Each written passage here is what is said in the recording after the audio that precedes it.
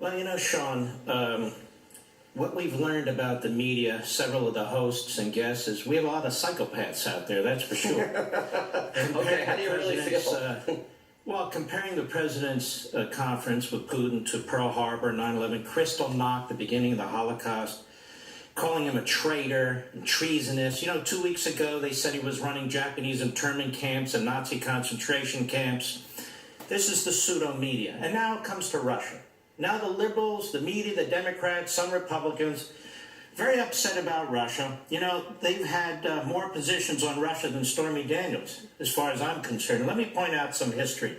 This is very, very important. John McCain, God bless him, and others have said that what Trump did at that press conference is the worst interaction we've ever had with Russia, the worst diplomatic disaster ever. I want the American people, forget about the media, I want you to know something. In 1945, at the Yalta Conference, Franklin Roosevelt sold out half of Europe to Stalin. He repeatedly praised Stalin. Franklin Roosevelt is the hero of the Democrat Party. He of Japanese internment camps, too. In Yalta, he gave up half of Europe to the Soviet Union. In 1961, JFK met with Khrushchev. JFK told a friend of his that he was rolled over, that he came across weak, that it was pretty disastrous, his meeting with Khrushchev. And a few weeks later, what do? The Soviets are shipping missiles to Cuba, and they're building a wall in Berlin. In 1975, Gerald Ford in Helsinki with Brezhnev, 35 other countries, recognized the territorial sovereignty of the Soviet Union, which included the captive nations of Eastern Europe. In 1979, Jimmy Carter placed a big wet kiss on Brezhnev's cheek in Vienna. All this hysteria about this press conference.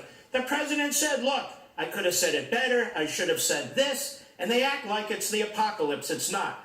The left in this country has defended the Rosenbergs, they defended Alger Hiss, they defended Ted Kennedy in 1983 and 4 when he was colluding with the Kremlin to defeat Reagan. The left, the Democrats, the media in this country opposed SDI, the Strategic Defense Initiative, which had as its purpose to defend us against Russian nuclear missiles. They called it Star Wars. To this day, the left won't fund it. To this day, the Democrat Party opposes it.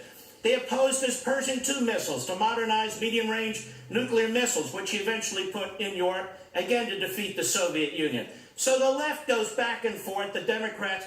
If, in fact, Donald Trump had turned to Putin, after a 2-hour private meeting, after setting up this summit, and all of a sudden in public turns to Putin and says, look, you little bastard, we know you interfered in our election, they would be attacking Trump today.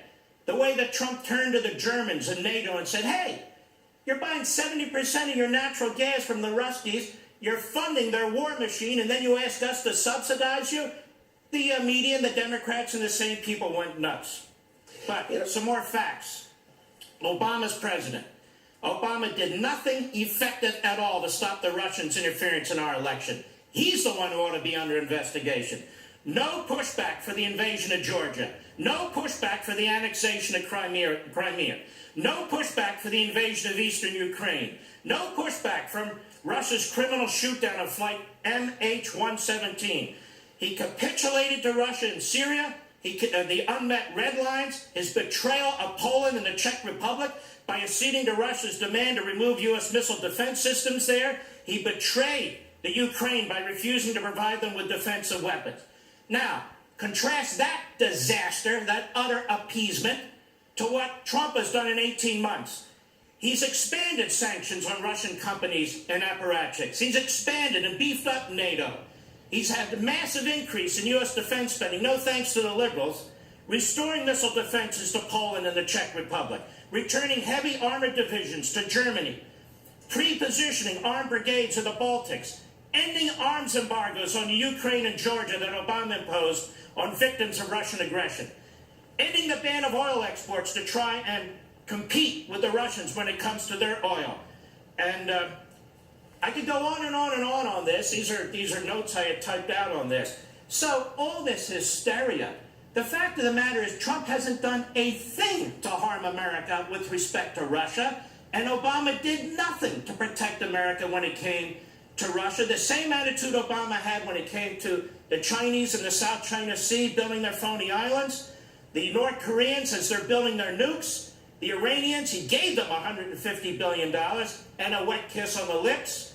So the attacks on Trump, this overwrought, hysterical, insane attack by the media, the Democrats, some in the Republican Party, and some phony conservatives. It's okay. Let me ask you this. You're allowed to